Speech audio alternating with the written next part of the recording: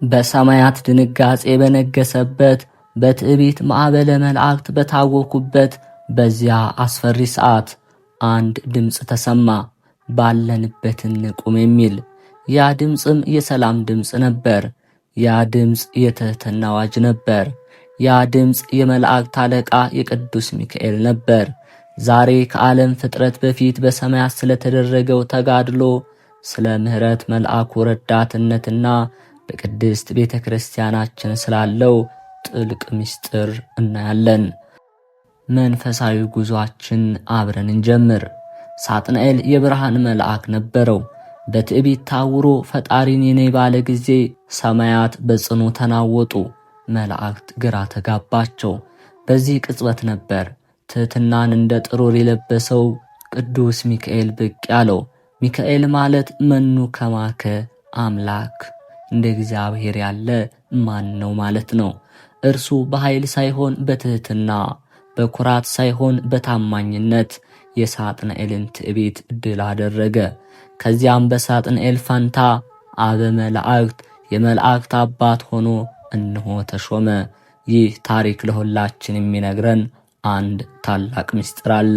ሰማያዊ ክብር የሚገኘው በጉልበት ሳይሆን በፈጣሪ ፊት ዝቅ በማለት እንደሆነ። ቅዱስ ሚካኤል የቃል ኪዳን መልአክ ነው።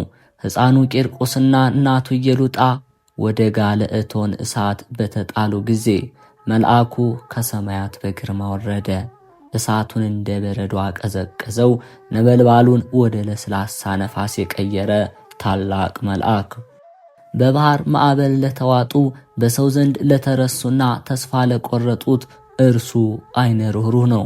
ባህራንን ከሞት ደብዳቤ ወደ ሕይወት በረከት የለወጠው፣ የድሆችን እንባ ያበሰው፣ የኃጥአንን ልመና ወደ ፈጣሪ የሚያሳርገው ይህ የምሕረት አበጋዝ ቅዱስ ሚካኤል። በቤተ ክርስቲያናችን ትውፊት ቅዱስ ሚካኤል መጋቢ ሐዲስ ይባላል። እርሱ በወርቅ ማዕጠንት የቅዱሳንን ጸሎት ወደ ፈጣሪ ዙፋን ያሳርጋልና። በስዕላዊ መገለጫዎች ላይ በግራ እጁ ሚዛን፣ በቀኝ እጁ ሰይፍ ይዞ ይታያል። ሰይፉ ክፋትን የሚቀጣበት፣ ሚዛኑ ደግሞ በመጨረሻው ቀን በጎ ሥራችን የሚመዝንበት፣ ወደ ገሃነመ እሳት ወርዶ ነፍሳትን በክንፎቹ አጥልቆ የሚያወጣበት ድንቅ የምሕረት ቃል ኪዳንም አለው። ይህ የሚያሳየው የእግዚአብሔር ቸርነት በመልአኩ በኩል ለእኛ ለደካሞቹ እንዴት እንደሚፈስ ነው። እንግዲህ ቅዱስ ሚካኤልን ስናስብ የእርሱ ትሕትናን ልንለብስ ይገባናል። እርሱ የሀገር ጠባቂ፣ የቤተ ክርስቲያን ዘበኛዋ፣ የነፍሳችን ረዳት ነውና። በሕይወታችሁ ማዕበል ሲበዛባችሁ፣ የፈተና እሳት ሲከባችሁ ቅዱስ ሚካኤል ሆይ ድረስልን ብላችሁ ብትጠሩት ቃል ኪዳኑ ከሁላችሁ ጋር ይሆናል። በጥንታዊ ድርሳናት ውስጥ ሰፍሮ የምናገኘው የባህራን ታሪክ የቅዱስ ሚካኤል ተራዳኢነት፣ ረዳትነት በጉልህ ያሳየናል። አንድ ባለጸጋ ሰው በድሃው ሕፃን ላይ የቅናት መንፈስ አድሮበት ይህ ሕፃን ንብረቴን ይወርሳል የሚል ታላቅ ስጋት ገባው። ባለጸጋው ሕፃኑን እንዲገድሉት የሚያዝ የሞት ደብዳቤ ጽፎ በሕፃኑ እጅ ላከ። ነገር ግን በመንገድ ላይ የብርሃን መልአክ ቅዱስ ሚካኤል እንሆ ተገለጠ። ያንን የሞት ደብዳቤ በመለኮታዊ ሥልጣኑ ወደ የሕይወትና የክብር ደብዳቤም ለወጠው። ሕፃኑም ሊገደል በሄደበት ቦታ የባለጸጋ ወራሽ ሆኖ ተገኘ። ይህ የሚያስተምረን ትልቅ ምስጢር አለ። ሰው የሞት ደብዳቤ ቢጽፍብህም ቅዱስ ሚካኤል ግን የሕይወት ታሪክህን የመቀየር ታላቅ ኃይልና ቃል ኪዳኑ። ለምንድነው ቅዱስ ሚካኤል አይነ ርኅሩህ የምንለው? እርሱ ወደ ፈጣሪ ዙፋን የሚቀርበው የሰው ልጆችን መከራና እንባ ይዞ። በቤተ ክርስቲያናችን ትምህርት መሠረት መላእክት የሰው ልጅ ውድቀት አይተው አያዝኑም ነበር። ቅዱስ ሚካኤል ግን ስለ ሰው ልጅ ድካም የሚያለቅስ የሚራራ፣ ጌታ ሆይ ማራቸው ብሎ የሚማልድ ታላቅ መልአክ ነው። በተለይም በመጨረሻው የሰው ልጅ በኃጢአቱ ምክንያት ሲጨነቅ፣ እርሱ ግን በመልካም ሥራው በጸሎቱ አማካኝነት ለነፍሳት መጠለያ ይሆናል። እርሱ የሰላም አብሳሪ ነው። በጨለማ ለተዋጡ ብርሃንን፣ በሐዘን ላሉት ደስታን የሚያድል መጋቤ ብርሃን ነውና። ሕፃኑ ቄርቆስና እናቱ ኢየሉጣ ወደ ጋለ ጋን ውስጥ ሲገቡ ሞትን ሳይሆን ሕይወትን ነበር ያዩት። ምክንያቱም በጋኑ ውስጥ የቆመው ያ ታላቅ መልአክ ቅዱስ ሚካኤል እሳቱን ወደ ጥላ፣ ነበልባሉን ወደ አበባ ቀይሮላቸዋል። እሳቱም አላቃጠላቸውም፣ ይልቁንም እንደ መዓዛ አበባ ይሸታቸው ነበር። ይህ የቅዱስ ሚካኤልም በሕይወታችን የሚነደውን የችግርና የጭንቅ እሳት ወደ ሰላም በረከት የመቀየር ሰማያዊ ጥበብ ማሳያ። በእሳት ውስጥ ብትሄድ ነበልባሉ አይበልሃም የሚለው ያ ታላቅ የመጽሐፍ ቅዱስ ቃል በተግባር የተረጋገጠው በመጽሐፍ ቅዱሳችን በይሁዳ መልእክት ላይ የተጠቀሰው ቅዱስ ሚካኤል ስለ ሙሴ ሥጋ ከዲያብሎስ ጋር ተከራክሯል። ዲያብሎስ የሙሴን ሥጋ ለራስ ሊወስድና ሕዝቡን ለአምልኮተ ጣዖት ሊያዳርግ ቢሞክር ቅዱስ ሚካኤል ግን ይገስጽህ በማለት ድል አደረገው። ቅዱስ ሚካኤል አሃዜ መክፈት ወይም መክፈቻውን የያዘ ይባላል። ይህ ማለት የገነትን ደጅ ለጻድቃን የሚከፍት፣ ነፍሳትን ወደ ብርሃን ማደሪያ የሚመራ መሪ፣ በሕይወታችን መጨረሻ ከዚያ አስፈሪ የሞት ጥላ መካከል ስናልፍ የብርሃን ክንፎቹን ዘርግቶ አትፍሩ የሚለን ታላቁ መልአክ ቅዱስ ሚካኤል። ትሕትናን የለበሰ፣ ኩራትን የረገጠ፣ ሰላምን ያበሰ፣ ክፋትን ያራቀ ታላቁ መልአክ ቅዱስ ሚካኤል። ቅዱስ ሚካኤል በቤተ ክርስቲያናችን ሊቃውንት ዘንድ መጋቤ ሐዲስ ተብሎ ይጠራል። ይህ ስያሜ የአዲስ ኪዳን አብሳሪ፣ የምህረት አዝማሪ መሆኑን የሚገልጽ በብሉይ ኪዳን ሕግና ፍርድ በነገሰበት ዘመን እርሱ የሕዝበ እስራኤል መሪና ጠባቂ ነበረ። በአዲስ ኪዳን ግን በጌታችን በኢየሱስ ክርስቶስ ልደት ወቅት ለሰባ ሰገል ኮከብ ሆኖ እየመራ ያሳያቸው፣ በትንሣኤው ዕለት መቃብሩን ከፍቶ ተንሥአ እሙታን ከሙታን ተለይቶ ተነሳ ብሎ ለቅዱሳት አንስት ያበሰረ ታላቁ መልአክ ቅዱስ ሚካኤል። ታዲያ ቅዱስ ሚካኤል የጨለማን ወሬ ብቻ ሳይሆን የብርሃንን የምሥራች ይዞ የሚመጣ የሰላም መልእክተኛ መሆኑ ማሳያ። ቅዱስ ሚካኤል ከፈጣሪ ፊት ቆሞ ስለ በደለኞች ሲማልድ ዓይኖቹ እንደ ምንጭ እንባ ያፈሳሉ። ስለ ኃጥአን ድኅነት ሲል ጸሎቱን በማዕጠንት አሳርጎ ጌታ ሆይ ፍጥረትን አታጥፋ ብሎ ይማጸናል። እርሱ የሰው ልጆች ጠበቃ፣ በፈጣሪ በሰው መካከል ቆሞ የሰውን ድካም ለፈጣሪ በምሕረት ቋንቋ የሚያስተረጉም ሰማያዊ አስተርጓሚ። ቅዱስ ሚካኤል የሥነ ፍጥረት ሁሉ መጋቢ ነው። በቤተ ክርስቲያናችን ትምህርት መሠረት ነፍሳትን የሚያዝ፣ ዝናብን የሚያዘንብ፣ ምድርን በረከቷን እንድትሰጥ ከፈጣሪ ትእዛዝ ተቀብሎ የሚመራ ቅዱስ ሚካኤል።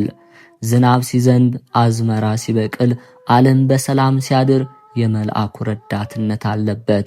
እርሱ የፍጥረታት ሁሉ ደህንነትን የሚጠብቅበት የዓለም ዘበኛ ነውና። ታዲያ የኛ ሕይወትና የዕለት ጉርሳችን ሳይቀር ከመልአኩ ተራዳኢነት ጋር የተሳሰረ መሆኑን ልናውቅ ይገባናል። ቅዱስ ሚካኤል በሰማያዊ መንግሥት ባለሟል ይባላል።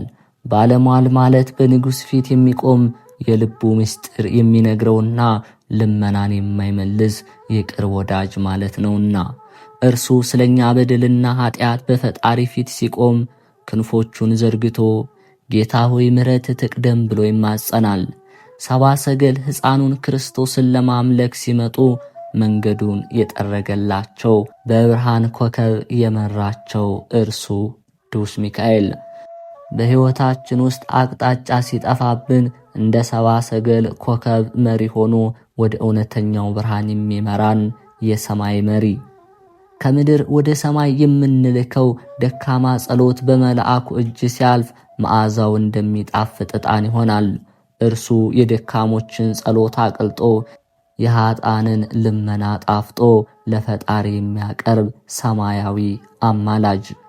ጸሎታችን አልተሰማም ብለን ስንጨነቅ ቅዱስ ሚካኤል ግን ያንን ጸሎት በወርቅ ጽዋ ይዞ በፈጣሪ ፊት እንደሚቆም ማሰባችን ትልቅ እፎይታ የሚሰጠን ታላቁ መልአክ ቅዱስ ሚካኤል። ቅዱስ ሚካኤል አሃዜ መክፈት ወይም መክፈቻውን የያዘ ይባላል።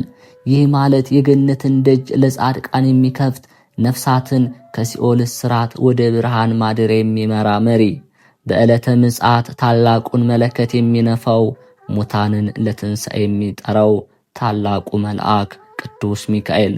እርሱ የሞት ፍርሃትን የሚያርቅ፣ የዘላለም ሕይወት ብርሃንን የሚያበስር የትንሣኤ መልአክ። አንተ የድሆች መመኪያ፣ የሁሎች አባት፣ የመበለቶች ረዳት፣ የሰላም አበጋዝ ቅዱስ ሚካኤል ሆይ በሰይፍ ክፋትን የምትቆርጥ፣ በሚዛንህ መልካም ሥራን የምታበዛ ቃል ኪዳን ያለ ታላቅ መልአክ። ነፍስ ከሥጋ ስትለይ ያ አስፈሪ የሞት ጥላ ሲጋርዳት በብርሃን ክንፎቹ ጋርዶ አትፍሪ የሚላት እርሱ፣ ሰይጣን የነፍሳትን በደል እየቆጠረ ሊከስ ሲመጣ ቅዱስ ሚካኤል ግን በፈጣሪ ፊት የቆመላትን ቃል ኪዳንንና የሠራችውን ጥቂት በጎ ሥራ ይዞ የሚሟገት እርሱ የሞት ፍርሃትን የሚያርቅ፣ የዘላለም ሕይወትን ብርሃን የሚያበስር የትንሣኤ መልአክ። ስለዚህ ሚካኤልን የጠራ ነፍሱ በመከራ አትታወክም። እርሱ የብርሃን ምንጭ ሳይሆን የብርሃን መጋቢ፣ በሕይወታችን ጨለማ ሲወርሰን ቅዱስ ሚካኤል ለጽድቅ ለሚጋደሉ ሰዎች የጦር መሪ፣ ሰይፉን የሚመዘው ጠላትን ለመቅጣት ብቻ ሳይሆን ለወዳጆቹ መንገድ ለመጥረግ ነው። በሕይወታችን ፊት ለፊት የቆሙብን የኢያሪኮ ቅጥሮች የማይቻሉ የሚመስሉ መሰናክሎችን የሚያፈርስልን ይኸው ድል አድራጊ መልአክ ቅዱስ ሚካኤል በሰማያዊ መቅደስ የወርቅ ማዕጠንት ይዞ ይቆማል። ጌታችን ለቅዱስ ሚካኤል የገባለት ቃል ኪዳንም አለ። በዚያች ቀን ወደ ባሕረ እሳት ገሃነም ወርዶ ነፍሳትን እንዲያወጣ፣ መልአኩም ክንፎቹን ወደ እሳት ባሕር ሲያጠልቃቸው በክንፎቹ ላይ የረገጡትና የውጥኝ ያሉት ሁሉ ከሲቃይ ይወጣሉ። ይህ የእግዚአብሔር ቸርነት በመልአኩ በኩል እንዴት እንደሚፈስ ታላቅ ተአምሩን የሚያደርግበት። ታላቁ የቤተ ክርስቲያናችን አባት ቅዱስ አትናቴዎስ ስለ ቅዱስ ሚካኤል ክብር ሲናገር ቅዱስ ሚካኤል የጸሎታችን መሰላል ነው ይላል። በሰማያት ታላቅ ጦርነት በሆነ ጊዜ ትዕቢትን በትሕትና ጨለማን በብርሃን ያሸነፈው ያ ብርቱ መልአክ ማን ነው? እንደ እግዚአብሔር ማን ነው? በሚል ቃል ሰማያዊውን ክብር ያስጠበቀው የቅዱሳን አለቃ ቅዱስ ሚካኤል፣ ጥንተ ተፈጥሮ ከእሳትና ከነፋስ የሆነው ቅዱስ ሚካኤል፣ በእግዚአብሔር ዙፋን ፊት የሚቆም የታማኝነት ተምሳሌት፣ መላእክት በግራ መጋባት ውስጥ በነበሩበት ሰዓት ሰላምንና አንድነትን የሰበከ የፍጥረት ሁሉ ወዳጅ ሚካኤል የኃያላን ኃያል ብቻ አይደለም። እርሱ የድሆች መከታ፣ የሙታን አስቀድሶ አሳራጊ፣ የታመሙትን ፈዋሽና የነፍሳቸው ጠባቂ፣ በአንድ እጁ የድል ሰይፍን በሌላ እጁ ደግሞ የሕይወት ሚዛን ይዞ ለሰው ልጅ የሚማልድ፣ ከባሕረ ኤርትራ መክፈል ጀምሮ እስከ ኢያሱ የድል ጉዞ፣ ከሦስቱ ሕፃናት የእቶን እሳት ጥበቃ እስከ ዛሬዋ ሰዓት ድረስ ሚካኤል ከመንገዳችን የማይለይ፣ ለወደቁት ምርኩዝ፣ ለታሰሩት ፈቺ፣ ለታረዙት ደግሞ አልባሽ ሆነ ታላቁ መልአክ። ዓለም በጭንቅ ስትታወቅ፣ የሰው ልጅ ተስፋ ቆርጦ በጨለማ ሲዋጥ፣ አንድ ብሩህ ኮከብ ከሰማያት ይወርዳል። እርሱ የሰላም መልእክተኛ፣ የጭንቅ ጊዜ ደራሽ ቅዱስ ሚካኤል። በግብፅ ምድር የእስራኤልን ልጆች በብርሃን አምድ እየመራ ከባርነት ቀንበር እንደወጣቸው ሁሉ ዛሬም በሕይወታችን ውስጥ ያሉትን የችግር ባሕሮችም ይከፍልልን እርሱ ቅዱስ ሚካኤል። ቅዱስ ሚካኤል ኃያልነቱን የገለጠው በጉልበት ብቻ ሳይሆን በትሕትና፣ እንደ እግዚአብሔር ማን ነው የሚለው ቃሉ ብቻውን ሰማያትን ያጸና፣ የትዕቢተኞችን ክንድ የሰበረ ታላቅ መሳሪያ ሆነ። በፊቱ የሚቆሙት የእሳትና የነፋሳት ጭፍሮች ቢሆኑ፣ ለደካማው የሰው ልጅ ግን እንደ እናት የሚራራ በክንፎቹ ጥላነት ከክፉ ነገር ሁሉ የሚጋርድ እውነተኛ ወዳጅ ቅዱስ ሚካኤል። ሰው ከዚህ ዓለም ድካም አልፎ ወደማይቀረው ጉዞ ሲሄድ ቅዱስ ሚካኤል በዚያች አስፈሪ ሰዓት የማይለይ ጠባቂ፣ ነፍሳትን በምሕረት ሚዛን እየመዘነ ወደ ብርሃን ማደሪያ የሚመራ፣ በአምላክ ፊት ስለ ሰው ልጆች ስህተት የሚማልድ የይቅርታ ድልድይ ቅዱስ ሚካኤል። ሚካኤል ማለት ስሙ ብቻ ረዳትነት ነው።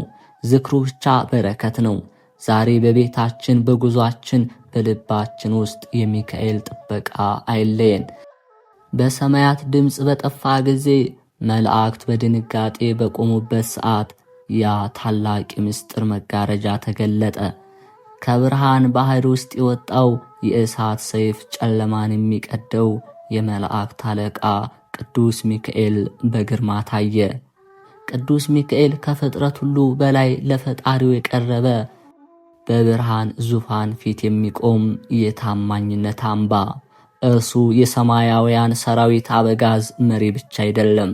እርሱ የዓለም አማላጅ፣ የሰውን ልጆች እንባ በወርቅ ጽዋ ተቀብሎ ወደ ልዑሉ መንበር የሚያደርስ የጸሎት ድልድይ ቅዱስ ሚካኤል። እረኛ ለጠፋው በግ እንደሚራራ ቅዱስ ሚካኤልም ለጠፋች ነፍስ ይራራል።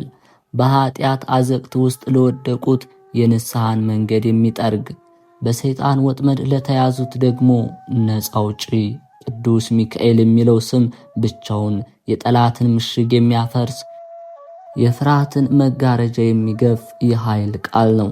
ያንን ታላቅ ባህር በበትሩ የከፈለ፣ እስራኤላውያንን በደመና የጋረደ፣ ዛሬም በሕይወታችን ውስጥ የሚገጥሙንን የችግሮች ባህር ለመክፈል ዝግጁ የሆነ፣ የእርሱ ረዳትነት በታሪኩ መጽሐፍት ብቻ የታጠረ ሳይሆን ዛሬም በእያንዳንዳችን ቤትና ልብ ውስጥ የሚኖር የሚሰማ የሰላም ድምፅ ቅዱስ ሚካኤል። የሰላም መልአክ ቅዱስ ሚካኤል በመንገዳችን ላይ ብርሃን፣ በቤታችን ላይ በረከት፣ በልባችን ላይ ደግሞ ተስፋ የሚሰጠን። እንግዲህ ይህ መልአክ የኛ ነው። የድሆች መከታ፣ የየዋሃን ረዳት፣ የቅዱሳን መላእክት አለቃ ቅዱስ ሚካኤል በሄድንበት መንገድ ሁሉ ይቅደመን። በገባንበት ቤት ሁሉ በረከቱን ያፍስስልን። እንደ እግዚአብሔር ማን ነው? ማንም የለም። ቅዱስ ሚካኤል ማለት ስሙ ብቻ ረዳትነት፣ መገኘቱ ብቻ ሰላም፣ በሕይወት ማዕበል ውስጥ ስንናወጥ አይዞህ አትፍራ የሚለን፣ በጨለማ ውስጥ ስንጓዝ ብርሃን ሆኖ የሚቀድመን ያ ታላቅ መልአክ ቅዱስ ሚካኤል ዛሬም በቤታችን ሰላምን፣ በልባችን ረፍትን፣ በሀገራችን ደግሞ ፍቅርን ያወርድልን። ከክፉ ነገር ሁሉ በረቂቅ ክንፎቹ ይጋርደን። ውድ ተመልካቾቻችን ዛሬ ስለ ቅዱስ ሚካኤል ያቀረብነው ይህ ነው። የቅዱስ ሚካኤል ጥበቃው ረዳትነቱ ከሁላችን ጋር ይሁን። ይህ ቪዲዮ በረከት ይሁንላችሁ። ቪዲዮውንም ላይክ፣ ሰብስክራይብ በማድረግ በሕይወታችሁ ያያችሁትን የመልአኩን ተራዳኢነት እንድንመሰክር ይርዳን። ለቻናላችን አዲስ የሆናችሁ እንዲህ ያሉ መንፈሳዊ ታሪኮችን ለነፍሳችን ምግብ ለስጋችን ጥንካሬ የሆኑ የቅዱሳንን ድርሳን፣ ታሪክ፣ ተአምራት በመዝገበ ቅዱሳን ቻናል የምናቀርብ ነውና ሁላችሁም መንፈሳዊ ድጋፋችሁ አይለይ እንላለን። አቅራቢ ዲያቆን ቤተ ማርያም